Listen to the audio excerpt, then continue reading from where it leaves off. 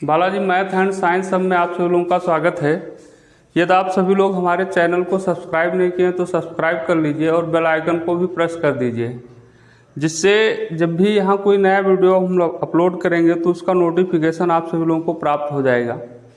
तो आज के क्लास में क्लास 10th की साइंस में उत्तल दर्पण द्वारा प्रतिबिंब का बनना देखेंगे। इससे पहले कल आप सभी लोग अवतल दर्पण द्वारा प्रतिबिंब का बनना सीख चुके हैं। तो अवतल दर्पण में आपने देखा था कि दर्पण के सामने जब कोई वस्तु रखी जाती थी तो उसके सामने रखी गई वस्तु की 6 पोजीशन मिले थे, मतलब 6 स्थितियों में वस्तु को रखकर प्रतिबिंब बनाना सीखा था। ये भी देखा था कि अवतल दर्पण में जो प्रतिबिंब बनता है वो वस्तु से छोटा बनता है, बड़ा भी बनता है और बराबर भी बनता है। वास्तविक भी बना था और आभासी भी बना था और उल्टा भी बनता था, सीधा भी बना। तो ये सारी चीज़ें कल के क्लास में आप सभी लोग सीख चुके हैं। तो आज हमें ये देखना है कि उत्तल दर्पण में प्रतिबिंब कैसे बनेगा। उत्तल दर्पण में 2 ही स्थिति होगी और वही चीज़ इसमें भी बताना है कि प्रतिबिंब वास्तविक है कि आभासी है, छोटा है या बड़ा है, उल्टा है या सीधा है, और प्रतिबिंब की स्थिति बतानी है। तो 2 कंडीशन यहाँ केवल आएंगे। एक तो पहली स्थिति ये हुई जब वस्तु अनंत पर स्थित हो। जब वस्तु अनंत पर स्थित हो। अगर कोई वस्तु उत्तल दर्पण के सामने अनंत दूरी पर स्थित है तो उस वस्तु का प्रतिबिंब कहाँ बनेगा, किरण आरेख खींच कर देखेंगे। तो उत्तल दर्पण ये आपका मान लेते हैं उत्तल दर्पण हो गया।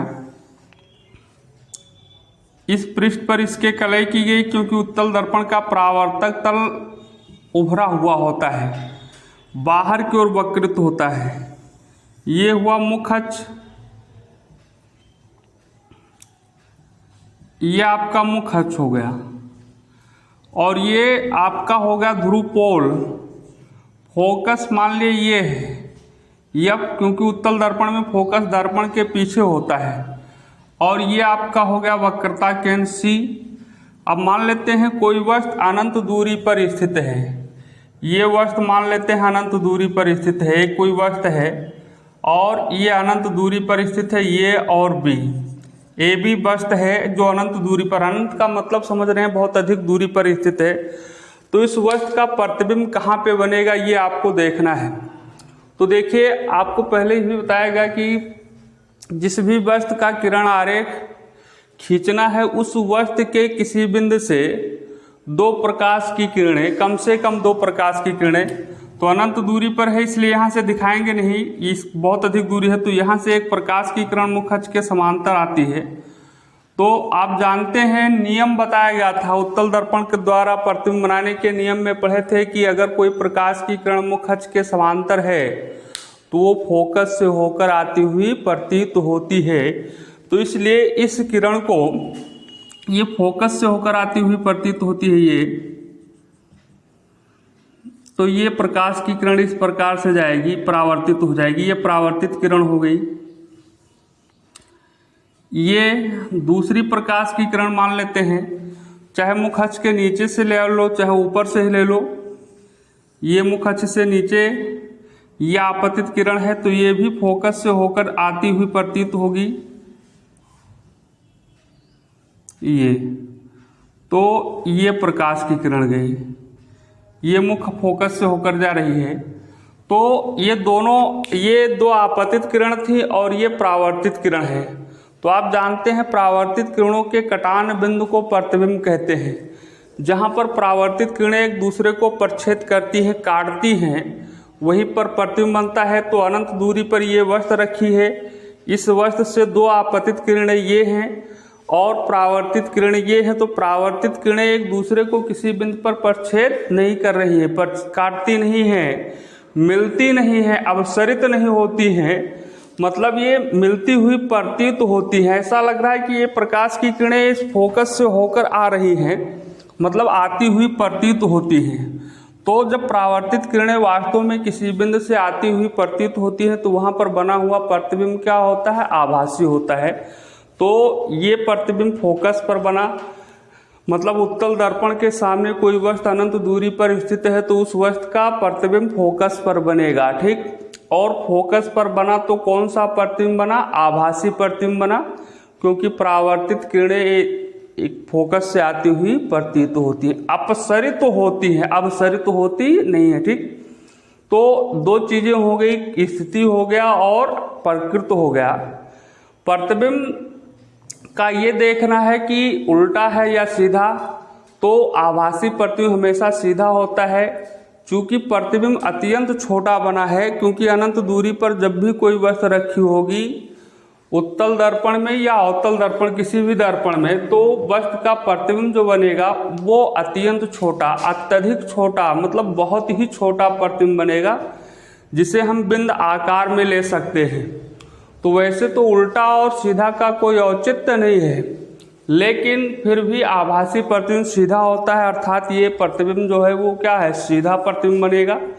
अब चौथी चीज ये बतानी है आपको कि प्रतिबिंब मतलब फोकस पर बना, आभासी हुआ, सीधा हुआ, अब और सीधा प्रतिबिंब बना और वस्तु के आकार से अत्यंत छोटा हुआ। तो अब ये निष्कर्ष निकला, ये देख रहे हैं इसमें आपको स्पष्ट है कि उत्तल दर्पण के सामने या सम्मुख अनंत दूरी पर अगर कोई वस्तु स्थित है तो उस वस्तु का आभासी प्रतिबिंब बनेगा, सीधा बनेगा, वस्तु से बहुत छोटा होगा और फोकस पर बनेगा, ठीक। तो यहाँ लिखेंगे अनंत दूरी पर स्थित वस्तु का आभासी, सीधा तथा अत्यंत छोटा प्रतिबिंब फोकस पर बनता है। लिख लीजिए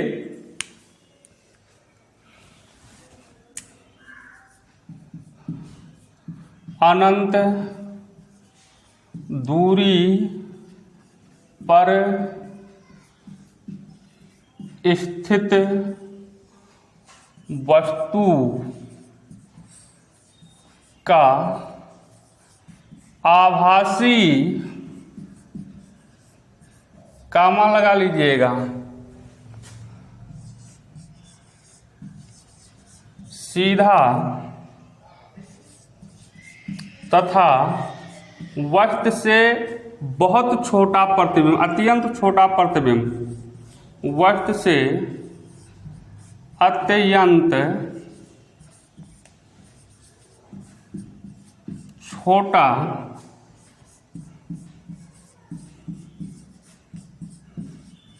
प्रतिबिंब फोकस पर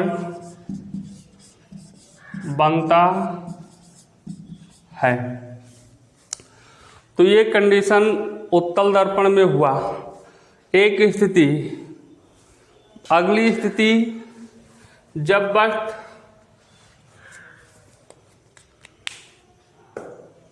हो गया सबका, हम डाल दें।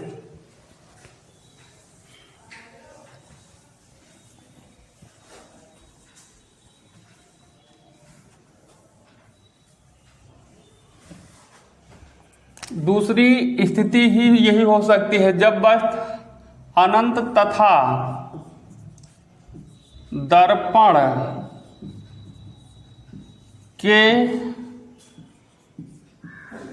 मध्य स्थित हो। मध्य या दर्पण के ध्रुव के मध्य स्थित हो, बात एक ही होती है। अब आपको देखना है कि उत्तल दर्पण में अगर कोई वस्तु है अनंत और जो दर्पण है, उत्तल दर्पण है, उसके बीच में स्थित हो तो उस वस्तु का प्रतिबिंब कहाँ बनेगा? आभासी होगा कि वास्तविक होगा, उल्टा होगा कि छोटा होगा, उल्टा होगा कि सीधा होगा, छोटा होगा या बड़ा होगा। तो इसका जब हम किरण आरेख खींचेंगे तो स्पष्ट हो जाएगा। तो एक उत्तल दर्पण बनाते हैं, ये आपका हो गया उत्तल दर्पण, ये इस पर हम कलई कर दिए। ये गलत बन गया था। उत्तल दर्पण इस प्रकार से बनेगा।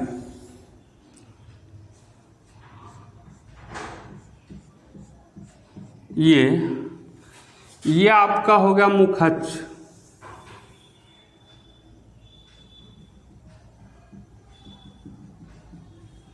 ये हो गया पोल, ध्रुव, और इधर हो गया ये आपका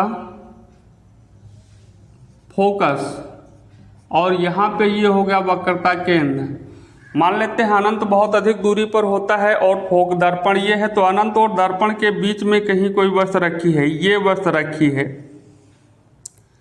ये एक वस्तु रखी है, ये भी एक वस्तु है। अब इस वस्तु का मुझे किरण आरेख खींचना है कि प्रतिबिंब कहाँ पर बनता है, कैसे बनता है, ये देखना है।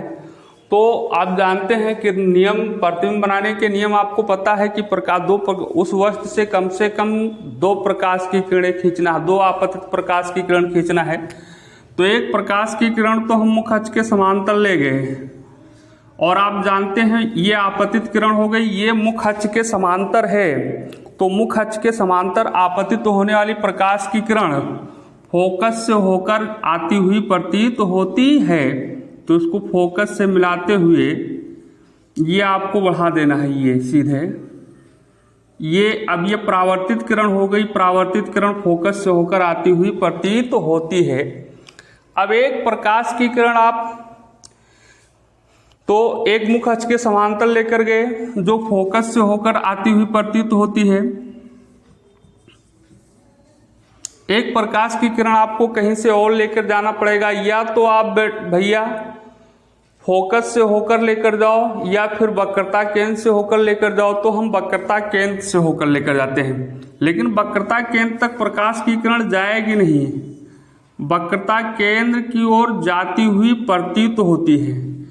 तो ये प्रकाश की किरण देखो, तो ये लग रहा है कि वक्रता केंद्र की ओर जा रही है, लेकिन यहीं से परावर्तित हो जाएगी, ये आपतित हो जाए है, क्योंकि ये दर्पण जो है ये अपारदर्शी है। अपारदर्शी में किसी भी वस्तु, अपारदर्शी वस्तु में प्रकाश इस पार से उस पार नहीं जा सकता है। तो अपारदर्शी होने के कारण प्रकाश की किरण यहीं से लौटेगी। तो ये कहाँ जा रही थी पहले, ये देखो फोकस, वो वक्रता केंद्र की ओर जाती हुई प्रतीत होती है। ऐसा लग रहा है कि ये वक्रता केंद्र की ओर जाती है, जा रही है। तो वक्रता केंद्र की ओर जाती हुई प्रतीत होने वाली प्रकाश की किरण अपने ही मार्ग पर वापस लौट आती है। तो जिस मार्ग से आपतित हुई सी उसी मार्ग से परावर्तित हो जाएगी। तो ये परावर्तित किरणें हैं। एक परावर्तित किरण ये हुआ और एक ये हुआ, और ये एक दूसरे को यहाँ पर प्रच्छेद करते हुए प्रतीत होते हैं।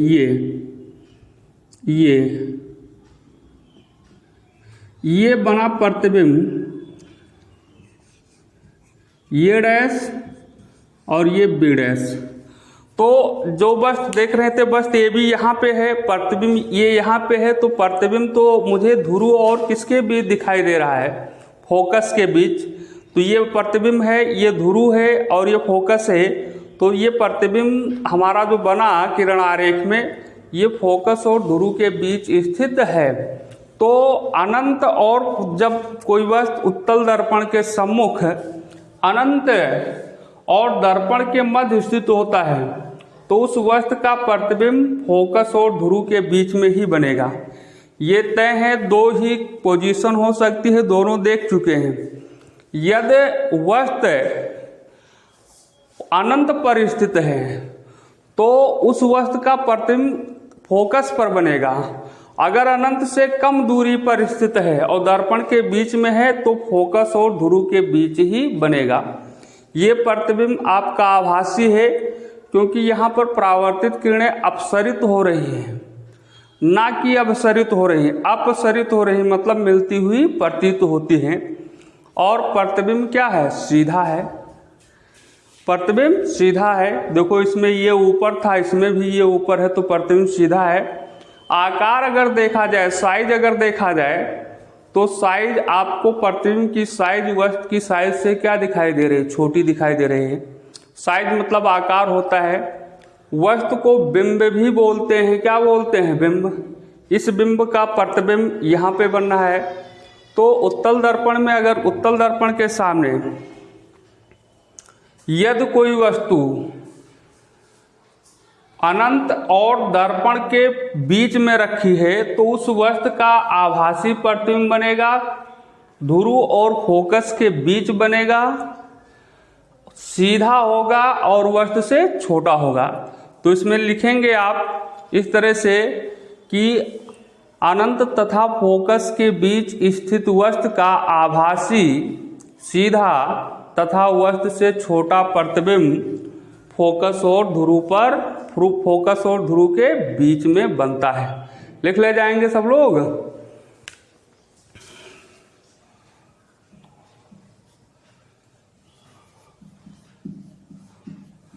अनंत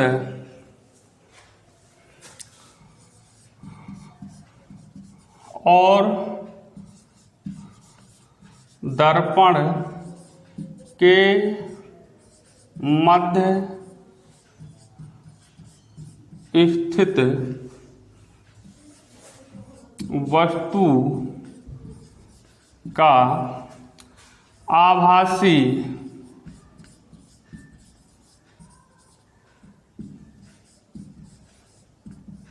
सीधा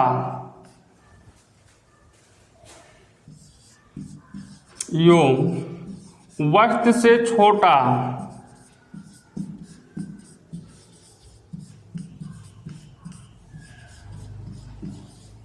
प्रतिबिंब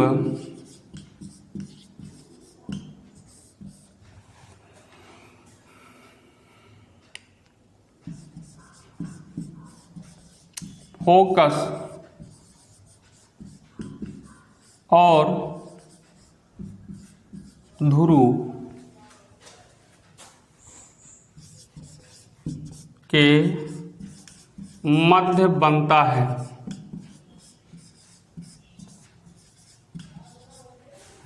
ये था आपका दो ही कंडीशन था उत्तल दर्पण के द्वारा प्रतिबिंब का बनना, तो दोनों आपके समझ में आ गया होगा। अब आगे की क्लास में हम मैथमेटिकल पार्ट, कुछ निगमन जैसे फोकस दूरी तथा वक्रता त्रिज्या में संबंध, अवतल दर्पण के लिए सूत्र का निगमन, तो जो होता है 1/f बराबर 1/f is equal to 1/b plus 1/u, इन सभी चीज़ों के बारे में पढ़ेंगे और अवतल और उत्तल दर्पणों के उपयोग भी पढ़ेंगे। ठीक, तो इसके बाद आप लोग अगले क्लास में फिर मिलेंगे। धन्यवाद।